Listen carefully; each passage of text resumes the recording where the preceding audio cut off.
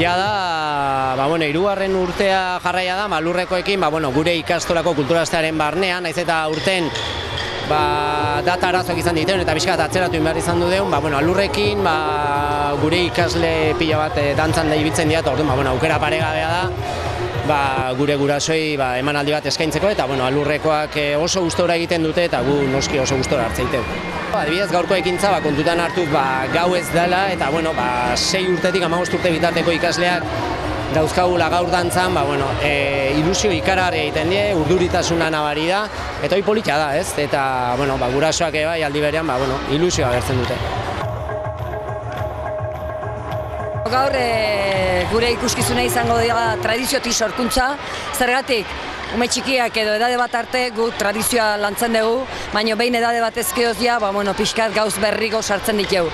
Eta beraz hemen nola DBH bateko biko, hiruko ja egongo dian, hoik estrenatuko dituzte gaur koreografi berrik eta batzuk jantzi berrik, beraz ilusioz beteta daude. Berri txiki bada eta, egia da, bai. Neskan aldeti bai, mutilen aldeti daukegu arazo txikixego hori, baina oraingoan ere taldetxo poli bat ere aterako da, animatu dira, bai. Nire urduritasuna izaten da aurretik. Behin ja iritsita esaten ja inda dagoena inda dago.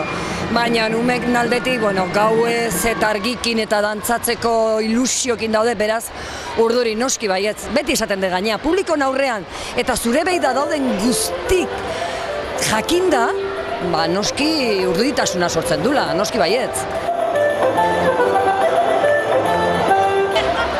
Bidantza engoiteu.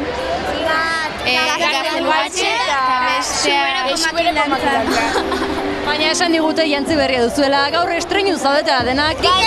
Galtza ponbatxo batzuk, gero batzuk kamiseta beltza eta beste batzuk bodia, urdina, eta gero blusa ezerako azpitikan beltza ukatenak gainetikan urdina eta azpitikan urdina ukatenak gainetikan beltza.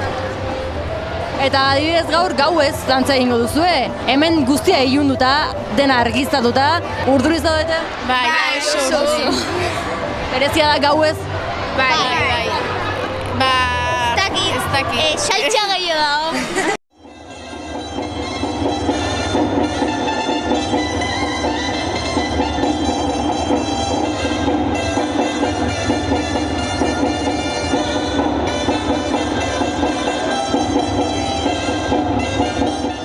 Zer dantza egingo dituzue?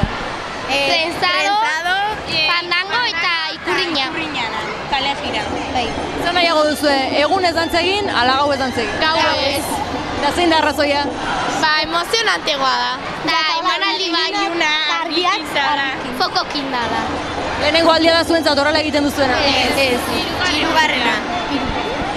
Eta urduriz zaudete, nola eramango duzu guztia? Bai, abez nola teakoan edo. Ondo, gaizki.